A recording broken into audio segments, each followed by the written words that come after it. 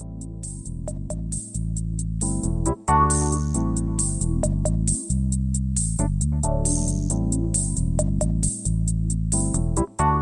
listening to the After the Show movie podcast from ascully.com. Your weekly look at movies, video games, and more, brought to you by your hosts, A. Scully and Sid Talk. We're addicted to movies. Are you?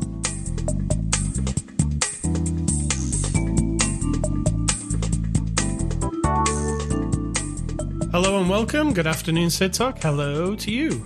So vibrant. I am. Hello. I am all shades of colour. You know, like yellow, red, green, blue. The rainbow of colours. That's my vibrancy.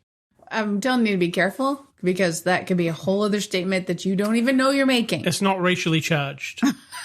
It's just... Or gender charged. Not or gender life charged. Or self-charged. Or anything. No. It's just I am feeling all the colours of the world. He is a person who thinks he's very funny, so we just have to, humor him. Because he thinks he's humoring us. So don't tell him I said that. What was she saying? And he's hard of hearing. Huh? So the before the after the show was not that.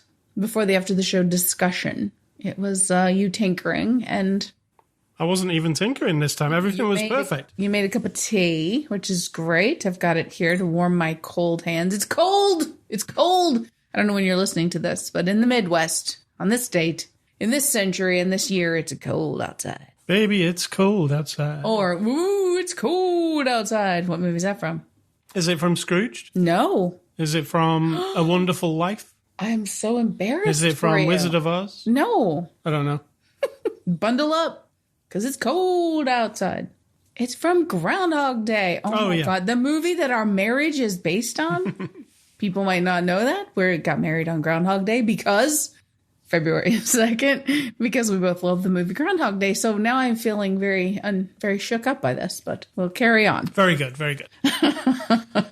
All right, it's Saturday, December the 17th. Merry Christmas, everybody. Merry Christmas, Sid Talk.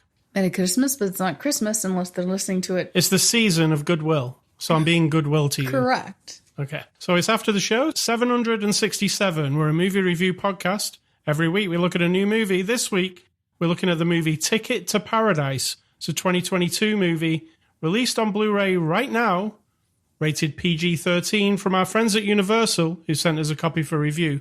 Sid Talk, give us a synopsis of the movie Ticket to Paradise.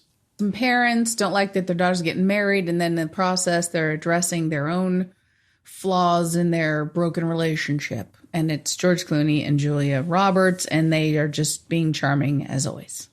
Is that on the box? Well, very close. Are you ready? Yes. A divorced couple teams up and travels to Bali to stop their daughter from making the same mistake they think they made 25 years ago. Got it. Exactly what you said. Pretty close. You know when this movie, it takes place in, is it Bali? Bali. Bali. The whole movie takes place in Australia. Oh, it was really? filmed in Australia, yeah. Wow. You wouldn't know, would you? Special effects, movie magic. Correct. Ticket to Paradise. What did you think? I enjoyed it. The end? Yes. I mean, I enjoy it because there's not much to it. Is that wrong? That's correct. It's kind of old school. You even said that, and I felt it while we were watching it. Like it's, okay, so here's the premise, right? Yes. The daughter... They're kind of pressing the daughter that they've had together, but they've been divorced a long time. She's gone to law school. The dad's very driven. The mom's owns art galleries or something, right? So they're very wealthy people. They are driving the daughter to be a, successful attorney, presumably, so she can also be wealthy along with them. And after she graduates, she goes to Bali, break after graduating, and meets a dude and decides to get married. That's it. Okay, so in that process, in the whole of the movie, we kind of sort of get the hint that she wasn't in love with the idea of being a lawyer. She was just doing it because that's what was expected of her. But as soon as she meets this dude, who turns out to be a fine dude, there is no mention of her having a life at all. There is no...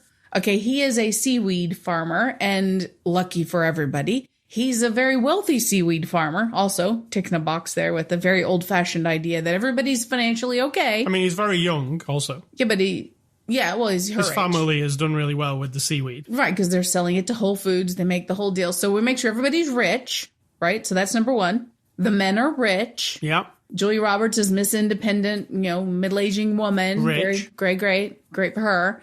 But also has a younger boyfriend who is basically I don't even know. Rich airline pilot. Yeah, it's a rich airline pilot who basically worships the ground she walks on, so she doesn't have a lot of things going on there.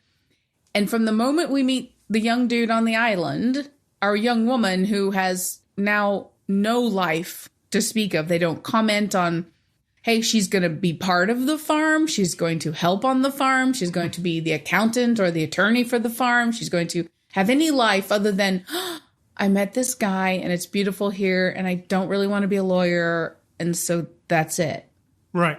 But everyone else has a role and a future that is defined. Are you saying this is sexist? I don't even know if it's sexist. It's very weird. It's as if It's a throwback, isn't it? She's absent Right. from the story other than the link that brings these two together because they got pregnant when they had her when they were pretty young, apparently. She's 25, so they weren't that young. I mean, let's be honest. Julia and George, you know what I'm saying?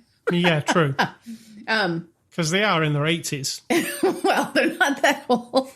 But, and so it's as if her only purpose is to be the little tie between them so that all these years later they realize they still kind of want to kind of sort of be together. There's no declaration of love or anything.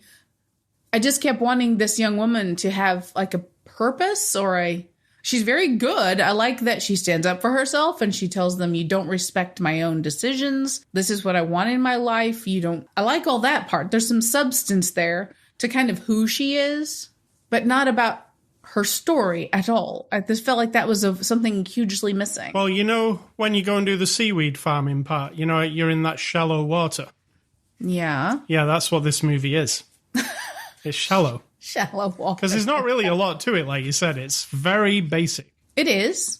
It's a rom-com. Romantic comedy. I did laugh a lot. Of the old school type, including when I said to you, this feels very like 20 years ago, was when at the end when the credits roll, there was a little box with outtakes in it. Yeah. I was like, wow, that takes me back. Like it feels old. Like the whole thing feels old school. It did. Not in a bad way, though. But it's there's nothing. It's like a surface level. I mean, I like things a bit more raunchy and edgier in comedy, personally. I prefer Bridesmaids to this. Bridesmaids is still like a romantic comedy. It's just got a weird kind of edge sense of humor to it, right? True. This doesn't have the edge sense of humor at all, does it? It's the laughs, and I laughed, you laughed. Yep. But they're very basic. It's relationship problems laughs. Like, oh, I recognize that. Or like, yes. Oh, clearly they hate each other, but now look, they're starting to like each other. It's like the movie we talked about, which now we know the name, The Lost City. The Lost City, yeah. It's fun, and I'm not opposed to this. Don't get me wrong. Everything doesn't need to be I think there's room for all types of There movies. is. It's just that I was a little bit weirded out by the idea that the story of this young couple isn't really about the young couple, and I get it. It's about the old couple. Yeah, exactly. But I would like to have had a little flip of that. But that being said, as they say, at the end of the day, all these other things that people say, I enjoyed it. I laughed. I cried. What did you cry at? I cried at the notion of families having issues. Now, these are very, very kind of superficial issues. Don't get me wrong. There's nothing digging deep here about like truly brokenness or anything. Like we find out neither of them cheated on each other. I thought we were going to find out she's the one that burned the house down. Like when they were young and he was building the house and that's what broke him up. I thought, oh God, we're going to find out something sort of dark. There's nothing dark. There's ever. nothing like that. And yet, because the daughter does stand up for herself, and look, if you can't support me getting married and making my own decisions, then I don't really need you here. I'm choosing my life over making you happy. And I find that a very it's poignant. That's the most thin version of that, right? Because there are families where we know families. I have family who are dysfunctional. Dysfunctional isn't fair. It's more like the individuals in every direction are all different. And there's an old-fashioned notion of, and just like in this movie, like they have an old-fashioned notion of this daughter. She's going to grow up. She's going to go to law school. Probably in their vision, she was going to meet some rich dude and they were going to have kids and they were all going to have little postcard Christmases, right? I mean, that's their old-fashioned expectation. And while we can say it and it sounds really ridiculous, right? It's real. People really expect those things of their children or of their parents, that you will be this and you should be this and you're not this. We were talking about this the other day because what were we watching? Oh, The Amazing Race. Mm-hmm. And one of the teams were saying how their family wanted them to be doctors. Yeah. And we keep hearing it like, yeah. And then they always say, well, I didn't become a doctor and I've always felt bad about it. Right. So it's like you're making your kids feel bad. Yeah, and on many levels of all different types of choices or of actual not accepting people for who they are or what they want in their life. And so that is what gets, like, they dug that just deep enough at the surface to make me be like, if only it were so easy as looking at a sunset and two of the people who are struggling to find something to bring them together could stand in front of that sunset and in that moment be like, you know what, we want to fix this and let's keep moving forward toward that instead of not at all. So that, I think, is, if you're thinking about that at all when you're watching this movie, then that's a little more substance, but then I made that up. So I just added it to it. And it's very PG. It's a PG-13. Very, which is fine. There's one F word from that lady who gets off the plane. That's it, right? True. And that's it. And then the rest of it is all, there's no sex. There's nothing. No. There's a snake that bites somebody. It's really, when I say it's nothing, actually, when I think back of it, it does feel like it was kind of empty a bit. Are we saying it's a showcase for Julia and George? It clearly is, because they're the draw, aren't they? What would bring you in to watch this movie? But it's also nice. I haven't seen these two for a while. I like them, and let's see what they do. And when they watch it, you feel comfortable because it's like what they do. Absolutely. Right? It feels like it from both of them. And there's nothing wrong with friendly, nice, escapist stuff. I have no problem with that. I'm just not that person who in that moment is like completely alleviated from all other concerns in life just because you put kind of a silly movie in front of me, right? So I don't have a lot of value in that, but I understand it. Yeah. And it's well made. It's very well filmed and lit and yeah. It sounds good. The whole thing is well made. It's a very, I don't know, is it like a product?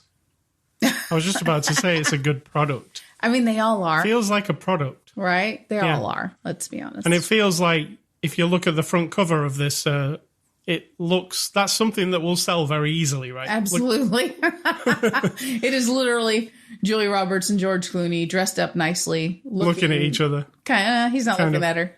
They're just looking like, hey, look, it's us. Come watch this movie.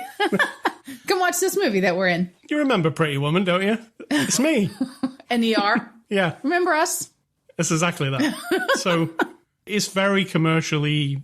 But it's also fine. There is nothing I wasn't offended by it. No. I thought the humor was pretty good in some parts. I'm not trying to be wishy-washy. I'm just saying I wasn't bored. I wasn't sick of it. I cared about what was going to happen, even though I was pretty sure what was going to happen. So it was a fun, nice experience, but it is empty calories, Did what happen? Was it what you thought would happen? Yeah. Tried to veer off a little bit and... Yeah, well, so what happened? We're going to spoil it then. Yeah, spoilers. So the idea is these two are argumentative. They're really sick of each other. They have nothing nice to say. And of course, we soften that up throughout the course of the movie. And she has a boyfriend who, proposes to her, Julia Roberts, but she's not totally into it. And they find out that the reasons they broke up maybe weren't the reasons they both thought they were. And so 19 years later, you've got the vibe like, oh, they're going to try again. Yeah. And then... at the end, they decide to... not try again. No, they did. They jumped in and... Yeah, well... Were you not watching the same movie? I would say, the kiss scene, let me say, was the scene where I thought, oh, this is just going to go full, you know. No, they jumped off the boat saying, Yeah, no, I'm going back a little bit. So there's a scene where they kiss and they kind of look at each other and go, no, we can't do this. This is wrong. And you thought that was enough to make you think that wasn't going to happen. No, and then later on, I feel like it did happen. We just see them jump off a boat to go towards, like, we're going to stay here, basically. You think it? Of course it did. They didn't have sex or anything. They just have decided they're going to give it another try. We're going to stay in paradise. Yes, with their daughter on this beautiful island. So. How annoying is that for the daughter? Oh, great. Mum and Dad are going to stay with us. Because even though they're rich, they're going to have a place to stay, at least temporarily. I was like, daughter was probably, she's like, okay, I've had enough of Mum and Dad. Oh, shit, now they're staying. They're coming forever. Back. Great. I Possibly. wanted her friend to say, guess what? I'm not leaving. Because her friend is her best friend and like her sister, and she didn't have much of a part, but... I thought a friend should have had more because they portrayed her as like, she's drinking a lot. What? She's fun? Is she sad? I don't know. Because there's nothing. Sad and lonely, and she's But they never do anything with her. They never have her meet anybody or anything. We did have a moment. We both worried that they were going to have the best friend of the daughter sleep with the dad, but they didn't. But this movie is not dark in any way. So no, they didn't approach that subject, so that was good because that would have been creepy. So I would say, like, anybody, you can sit and watch this with the kids there. It won't matter. The whole thing is... The one swear word, but... Yeah, just cover their ears for 1 second. It's family friendly. I don't generally watch movies like this, I would say. I don't seek them out. I do watch them because we review all kinds of movies, right? Correct. But I don't generally seek them out. And Does it bore you? No, I don't think they do if they're well made. Or it could be if they're well made or I like the people who are in it. And I happen to like George Clooney and Julia Roberts. Probably for different reasons than other people. Why? Well, you've seen other movies with George Clooney that you've liked. You weren't an ER person or anything like that. You've seen The American, which is a different kind of... Loved that movie. Yeah, exactly. So, and Julia Roberts, I mean, yes, you've seen her in her bits and piece movies, but I don't know what you are fond of her from. I really like Pretty Woman. Oh, well, there you go. I thought it was a really cool movie. Mystic Pizza. Mystic Pizza is the one that started it all, I think. Which one? Mystic Pizza. I've never seen it. Mm-hmm. No. I think. I mean, I could have the wrong old brain happening right now. I do. It's very nostalgic, Pretty Woman, for the 80s, like as a movie. So I do like it for that. Like, it sticks out. I'm sure it's very incorrect on many levels. I haven't watched it think of it with that kind of a brain, but yeah. All right, so let's get on to the cast here. George Clooney plays David Cotton. Are you a Clooney fan? Do you swoon at the Cloon? I don't. I really don't. I don't find his type of how he is either in interviews or necessarily the characters he plays to be that appealing. So I understand, but I find him very indulgent and kind of up his own ass. I'm sure he's a fine human being. But when I watch scenes with him and then they show you the extras, I'm like, yep, he's being Mr. I'm George Clooney, And that doesn't appeal to me in real life. And so it's hard for me I can't get behind that. Yeah, I noticed people around him, even in those extras, were like, hey, it's George Clooney. Exactly. Like he's a brand or something. I mean, he is, and I don't take away from he's done this forever and ever, and he's done some good stuff. I get that. That's his lot in this life, right? But no, I don't go, oh, George Clooney's in it, I have to see it. In fact, I might be going like, All right, Julia Roberts as Georgia Cotton. What do you think of Julia? I always like Julia Roberts, I think. I mean, I don't think I've ever watched anything that's unappealing. No? That I can think of, so if I can't think of it, then... We grew up with her, right? Well, we didn't grow up with her. She wasn't in our house. But she kind of was because she was on TV and on movies. Not on TV, was she? Not when we were growing up. What are you talking about? Well, you What year was Pretty Woman? When was Pretty Woman? Mm-hmm. Was it in the 90s? I feel like it was, but I don't know 100%. I'll call it the 90s. 1999. Is that right? I don't know. I'm looking it up. I'm loading IMDb as we speak. That's very wrong. We didn't grow up with her. I know you have a little bit of a distorted view of your past and your childhood / early I try and adulthood. nix the first 17 years of my life. Right, and then you seem to feel like your youth starts when you're like 22. Yeah, well, I feel like it did. That was how it happened. But that's not reality, unfortunately, that Julia Roberts was not in movies when you were a child. Because, how old is she? She's not even that much older than us. Elderly. Oh my God. I'm going to tell her you said that. I'm calling her. We have a weekly phone call. I'm sure she cares. Where we chat, and I'm going to say, do you know what he said this week? Oh my God. Elderly Julia. Elderly Julia. I like Julia in this anyway. She was very, very fun. Yes. I mean, fine. Just fine. And I'm happy to see, I know this is going to sound very like I'm pigeonholing, but I'm glad to see women in movies where we're not actually getting rid of every wrinkle and every little chin that's hanging down. I mean, it's like she just looks like she's a successful middle-aged woman. There's a scene where she wakes up after a booze-fueled night. That's very funny. It was. Yeah. She didn't care. She was just like, no. ugh. No. We've got Ariel Carver O'Neill as Kimberly. That's the daughter. What do you think of her? I thought she was really good. There were scenes when she was genuinely like grappling with having to basically disappoint her parents. Yeah. And also live her own life. The script doesn't give her a lot, though, does it? Even though she's like the focal point, like you said, there's not much True. to her. She keeps getting sidelined because the elderly people come along. The more famous elderly people. Yeah. We got Billy Lord as Wren Butler. This is her friend, and Billy is Carrie Fisher's daughter. She was in Star Wars, some of the Star Wars movies. What do you think of her? I thought she was fine. A little over the top for the drunken friend who just wants to party their way through this whole situation. But also poignant because, I mean, she's just right there with her. She's not going anywhere. She's right? a real friend. Correct. Yeah. And so I liked her, but like you said, I would like for her to have something a bit more or more impact on her friends. She was there to support her, but you didn't get a lot of that. Like, no. We've got Maxine Boutier, I think that is, as Geddy. He's the to-be husband. he was good. Yeah, very good. I thought he was good too. He was very funny when it called for him to be funny. FYI, Pretty Woman, 1990. Yeah. Yeah. And we've got Lucas Bravo as Paul. Paul's the airline pilot. He was quite funny, actually. He was funny. 'Cause Julia Roberts is 9 days older than me. I thought you were going to say she's deceased. No, she's 9 days. She was born October 28, 1967. That lines up. You're calling her elderly. Well, you know, I call me and you elderly anyway. Elderly's my... If you're over 50, you're elderly to me. God. Ah, that's All right. funny. This is directed by Ol Parker. You know what he directed? He directed the sequel to Mamma Mia. Mamma Mia, Here We Go Again.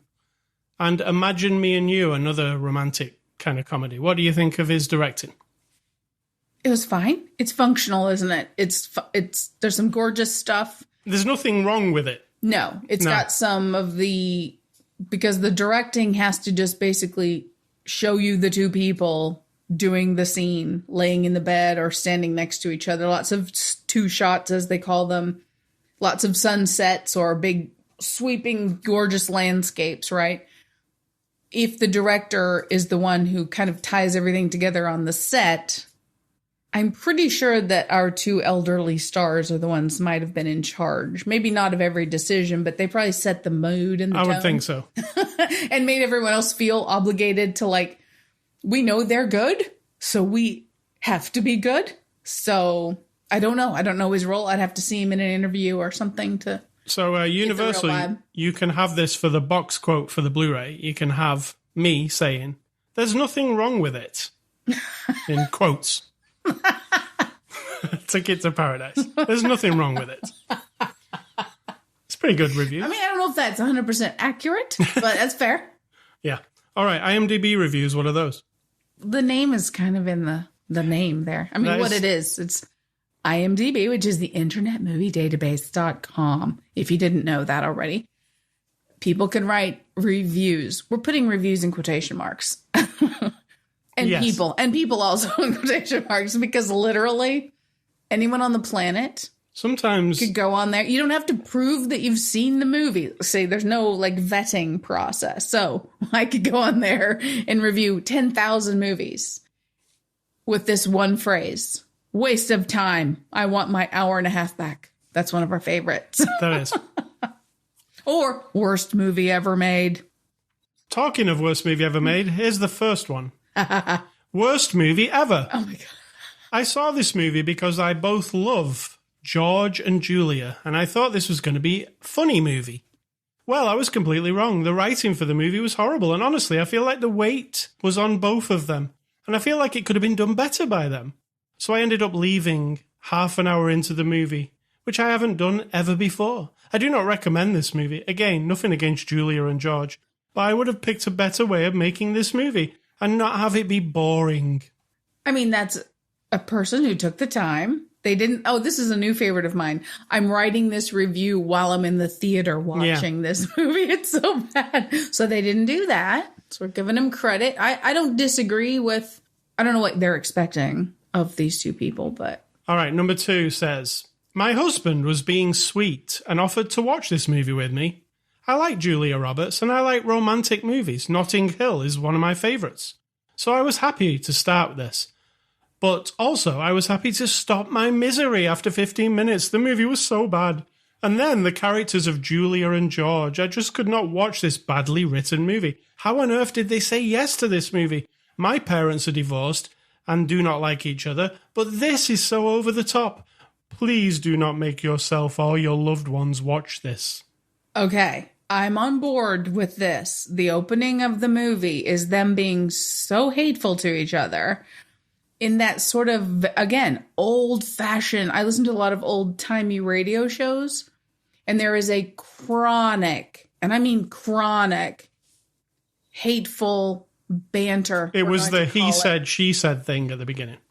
Well, it's just a constant snotty with each other and just really extreme. And then, well, we can only go one direction, right? It can only get better because they're being so ridiculously hateful to each other. So yeah. I don't disagree with that. They backed off on that pretty quickly. They did because they wanted us to see the new evolution of their relationship, right? Yeah. This problem with the daughter that they've got will connect them. Correct. Yes. That's the premise of the whole movie. And number 3 says, even famous actors can deliver very boring and flat performances as if they're too old for the job. Overall, very boring movie. The only thing that would make this movie even more silly and wasteful for the crew and actors to wear a mask just to be safe. Thank you. I don't know. And to throw a little political commentary in there about the current state of affairs. I feel like he was writing 2 things and they got somehow pasted into the same document. That's how I felt. That one was a bit lackluster. It was. I give your review a 1 out of 10. Can you review the reviews? Holy shit. All right. So extras, there are some making ofs. If you stay tuned after that, there's a blooper reel of sorts. You'll get to see how this was made. How was it made, Sid Talk, do you think? Well, a bunch of them they all went to an island. Australia, because you said it's not yes, Australia. And a lot of rich people stood around waiting for their cues. Yep. And then some other people filled in the background for them. They did some filming of some cameras and some audio. And then an editor and, cut it all together. And then the distributor put it out. And then it got put on some discs or a streaming service. Or on a hard drive somewhere in the cloud. And now we watched it. Do I need to explain this to you again? Yes, every week. Extras, yes, there are some. This is the Blu-ray. It comes with a DVD. Do you remember those things? You also get a DVD copy just in case. Do I remember them? Well, yeah. We have a few. And it also comes with a digital copy. So let's give this movie, Ticket to Paradise, a score. I'm going to give Ticket to Paradise a right in the middle 5 out of 10. I think 5 is fair, except I really did have fun, so I'm gonna give it a 6. All right. I think we were both very fair. Thanks. Thank you. Next week we'll review another movie. We don't know what it is yet, but we will next week. Movie recommendations. That was great. What? That was great. Thank you. We don't know what it is. We don't know what the heck it is. We're gonna watch one. Stay tuned. Movie recommendations, I am going with Pretty Woman and Ocean's 11. I just tried to think of 2 films I liked from the elderly couple, and it was those 2. You know, I could divorce you for your elderly comments. I won't. We could make it into a movie like this. You know? Guaranteed, nobody's going to come see us as elderly people in a movie. So my recommendations, is that what you're asking? I've not said anything. Do you want to know what they are? Yes. I'm going back to the 90s, and I'm in 1997, I think. And my 5 movies from the list of movies I've seen of all time that I can remember that I've seen, and I'm making a list of, are Event Horizon. Probably not great, but I loved it at the time. There's another good review comment for you. I love it now, but in 10 years, I might not love it anymore. It's actually good, Event Horizon. G.I. Jane. It's good. It was all right. The Game, which I loved at the time. David Fincher. Michael Douglas. Penn. Yes. Suicide Kings. Oh, I like that one. Christopher Walken. Yes, and Gattaca. A futuristic kind of a thing. Very good. Uma Thurman and, the guy. That guy. Her husband, future husband, Ethan Hawke. Ethan Hawke, yes. Oh, yeah, they were married. Event Horizon came out at a time when they were kind of doing some big announcements of discoveries of understandings at the time of black holes. And so the Event Horizon, if you don't know this, I'm giving you a little science lesson, is apparently the area as you're approaching the black hole. And in that area, of course, it's unexplored and no one knows, but the fictional version is that something very fucked up happens to people in these spaceships if they approach it. And it's like chaos and evil, and it's kind of bizarre. It's very gory. Mm-hmm. Hey, Scully stuff. I've been playing a couple of games this week. One game called Soccer Story on the PS5. Did you see any of this one? No. Okay, it's an RPG. It's 8-bit style, and it's about soccer, a.k.a. football. And it's, that old school top-down RPG style, like what the Super Nintendo used to do. It's like that. But it's a soccer world, let's say. You're a little soccer player guy. And something happens that causes the world to get messed up. And then you have got to go around as this little RPG soccer guy, correcting everything and making the world a soccer place. There's like little mini games where you actually play games of soccer. But mostly it's an RPG. Like you get a quest from somebody, and the quest is like, oh, we've got to rebuild the stadium. So like you need to find this, that, and the other, and you bring it back. It's that kind of game. So you have to like the old school 8-bit, 16-bit / RPGs. You've never played any of those, Sitok? No. I played a lot of them back in the day, Final Fantasies, that kind of thing, on those old. I've seen them, and they look super boring. Yeah, you know what they are. You've seen many of them. It kind of looks like how Animal Crossing looks. It's got that old Sims.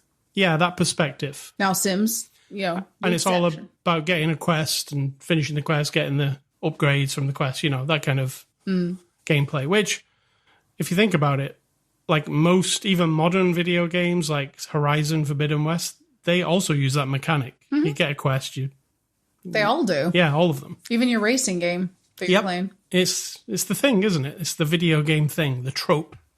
So it's called Soccer Story. It's available on all the platforms, Switch included, but I played the PS5. Quite fun.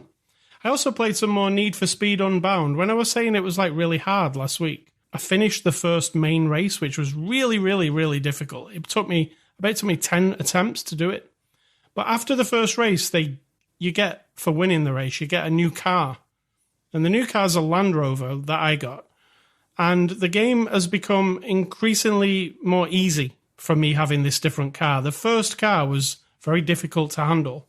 So if you're playing it and you think it's too hard, stick in there, finish it's the first quarter of the game basically, and they'll give you this gift car.